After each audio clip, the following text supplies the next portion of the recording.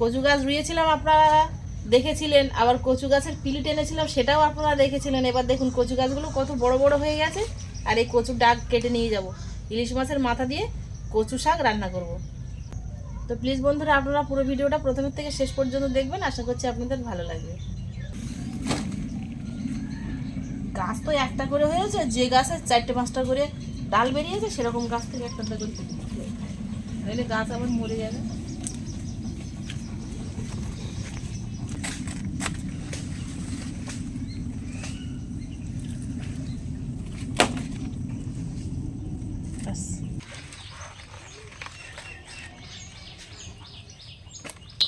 কচুর ডাল কেটে নিয়েছি, সেই সঙ্গে কটা ফুলও ফুটেছিল সেগুলো নিয়েছি। আর আগের ফুলগুলো সব পেকে গেছে, সেগুলো পাকা ফুল আর কী হবে, ওগুলো তো আর খাওয়া যাবে না।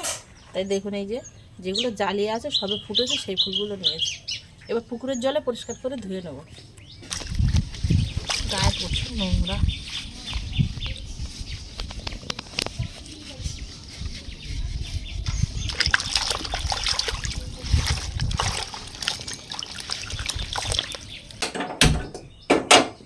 দেশি কচু শাক, সেই জন্য ভাপিয়ে ফেলতে হবে না, গাল চুলকাবে না। এইভাবে আমি কড়ার মধ্যে দিয়ে দেবো। কাটার পরে ধুয়ে এনেছি।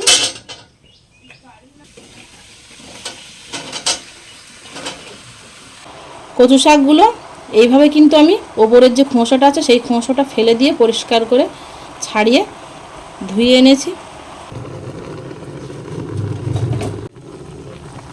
অল্প পরিমাণে লবণ দিয়ে দেবো।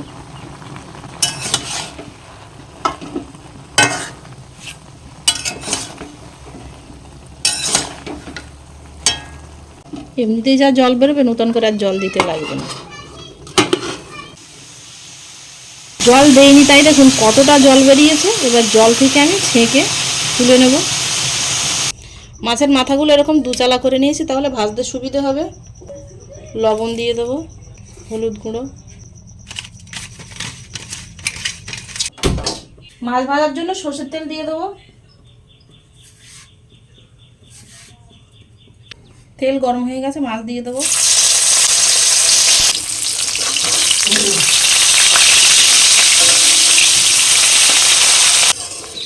মাছগুলো এরকম লাল করে ভেজে নিয়েছি, তুলে নেব। এই তেলের মধ্যেই আমি এখানে কাঁচা ছোলা ভিজিয়ে রেখেছিলাম 5-6 ঘন্টা, ভেজে নেব। আর নারকেল কোড়া, ছোলা নারকেলটা হালকা করে ফ্রাই করে নিয়েছি, তুলে নেব।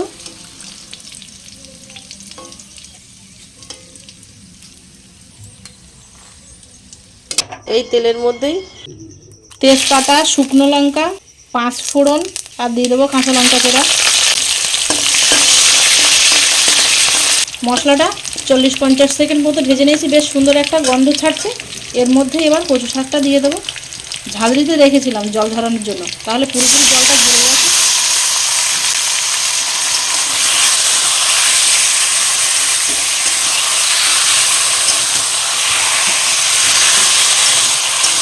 হলুদ গুঁড়ো দিয়ে দেবো। আগে লবণ দেওয়া ছিল, এটা অল্প পরিমাণে লবণ দেবো।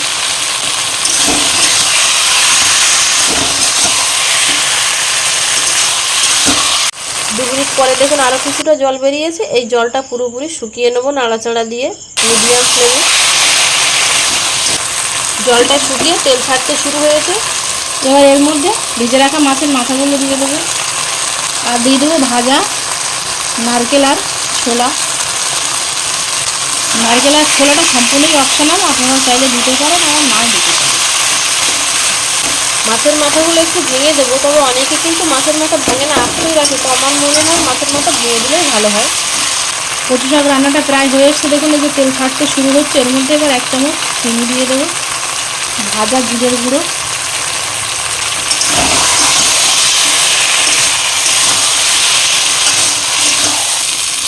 ইলিশ মাছের মাথা দিয়ে কচু শাক রান্নাটা হয়ে গেছে। দেখুন পুরোপুরি জলটা শুকিয়ে গেছে, হালকা হালকা এরকম তেল থাকছে।